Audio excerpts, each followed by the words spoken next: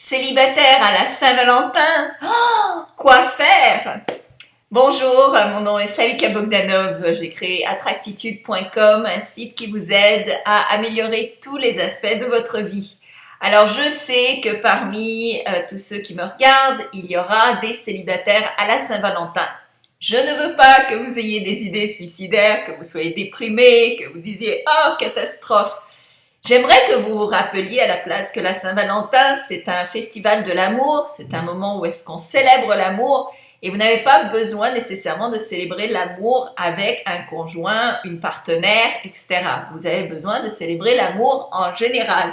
La première personne avec qui vous devriez célébrer l'amour, c'est avec vous-même parce que vous avez été votre partenaire de vie qui a duré sur le plus long terme. Vous êtes encore avec vous-même, n'est-ce pas? Donc célébrez ce moment-là.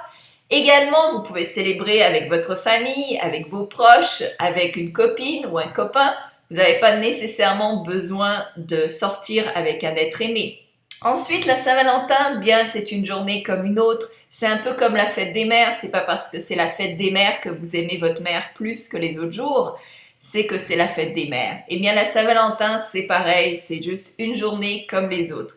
Donc, ne souffrez pas à la Saint-Valentin. Ce que je vous invite à faire à la place, qui pourrait être peut-être original, c'est de créer un film, un petit ouvrage qui vous appartient et dans lequel vous écrivez l'histoire d'amour de vos rêves, celle qui vous ferait palpiter, celle qui vous rendrait heureuse.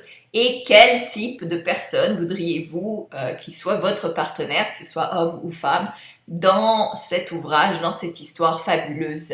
Et ainsi, à la place de vivre dans ce moment horrible que vous n'aimez pas peut-être, eh bien, au moins vous allez vivre ce moment en vous projetant dans ce que ce moment-là deviendra dans le futur avec un être aimé. Sachez qu'on peut toujours passer d'un état présent à un état parallèle présent, et l'état parallèle présent, c'est celui que vous pouvez imaginer dans votre tête, dans lequel vous êtes avec votre être aimé, vous vous baladez, il ou elle vous choisit, vous le choyez.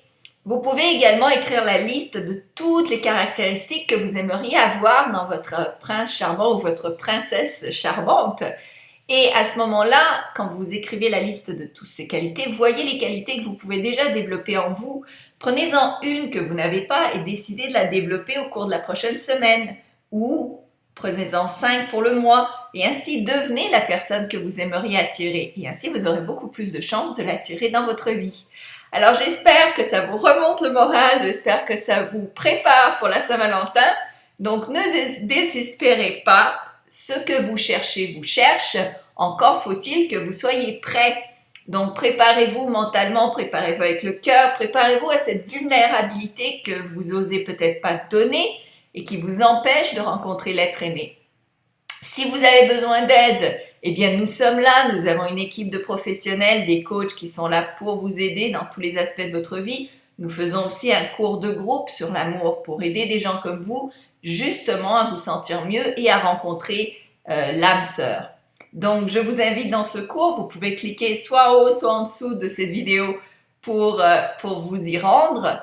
Et entre-temps, bien, je vous envoie plein d'amour, joyeuse Saint-Valentin.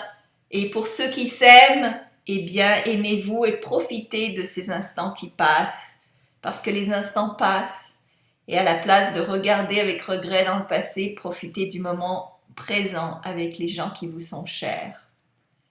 Parce qu'aucun moment ne demeure éternellement, tout change tout le temps. Donc profitez de ce que vous avez au moment où vous l'avez. Merci.